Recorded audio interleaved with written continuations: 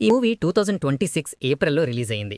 ఇది latest Tamil movie 'Karmeni సెల్వం'కి Telugu dubbing version. Present ఇది థియేటర్స్‌లో రన్నింగ్‌లో ఉంది. బేసిక్ స్టోరీ స్పాయిలర్ లేకుండా చెప్పాలంటే, ఈ సినిమా మొత్తం సెల్వం అనే ఒక మిడిల్ క్లాస్ వ్యక్తి చుట్టూ తిరుగుతుంది.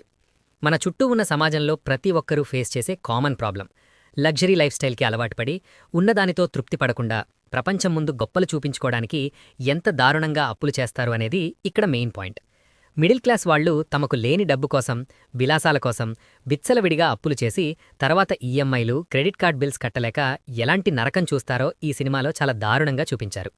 ఈజీ మనీ మాయలో పడి అవసరం లేని వాటికి ఖర్చు చేస్తూ తర్వాత బంధుమిత్రుల ముందు ఎంత చీప్గా అవమానాలకు గురవుతారో అనేది డైరెక్టర్ చాలా బాగా కళ్లకట్టినట్టు చూపించారు. డైరెక్టర్ రామ్ చిక్రీ ఈ సినిమాని చాలా సెన్సిబుల్గా డీల్ చేశారు. మనం అనవసరమైన వాటి కోసం ఖర్చు చేస్తే చివరికి మనకు అవసరమైన మనుషుల్నే కోల్పోతాము అనే ఒక గొప్ప మెసేజ్ని క్లైమాక్స్లో చాలా ఇమోషనల్గా కన్వే చేశారు. కథలో కొంచెం కొత్తదనం తక్కువే, అంటే మనం రొటీన్గా చూసే మిడిల్ క్లాస్ స్ట్రగల్స్లానే అనిపిస్తుంది. సినిమా ఎగ్జిక్యూషన్లో స్లోగా ఉండడం, మెయిన్ స్టోరీలోకి వెళ్లడానికి ఎక్కువ టైం తీసుకోవడానికి వల్ల ఆడియన్స్కి కొంచెం బోర్ కొట్టే ఛాన్స్ ఉంది. డబ్బింగ్ సినిమా కాబట్టి ఆ దుబాయ్ ట్రాక్ అవి పెద్దగా కనెక్ట్ అవ్వవు. లీడ్ రోల్ చేసిన సముద్రకాని గారు సెల్వం క్యారెక్టర్లో ప్రాణం పోశారు. ఒక కామన్ మిడిల్ క్లాస్ మ్యాన్ ఫ్రస్ట్రేషన్ని, బాధని తన యాక్టింగ్తో చాలా న్యాచురల్గా చూపించారు.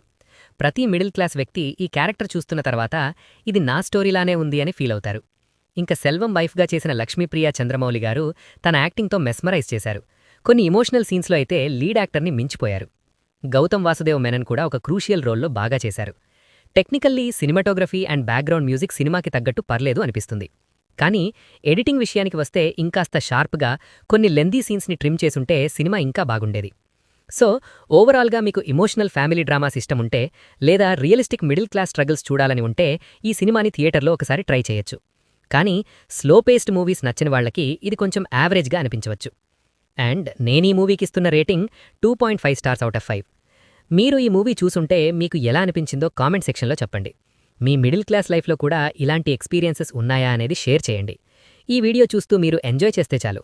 మన కనెక్షన్ ఇంకా కంటిన్యూ అవ్వాలంటే వెంటనే సబ్స్క్రైబ్ బటన్ పైన సింగిల్ ట్యాప్ చేసేయండి. నెక్స్ట్ వీడియోలో మళ్ళీ కలుద్దాం. అప్పటి వరకు take care. Thank you for watching.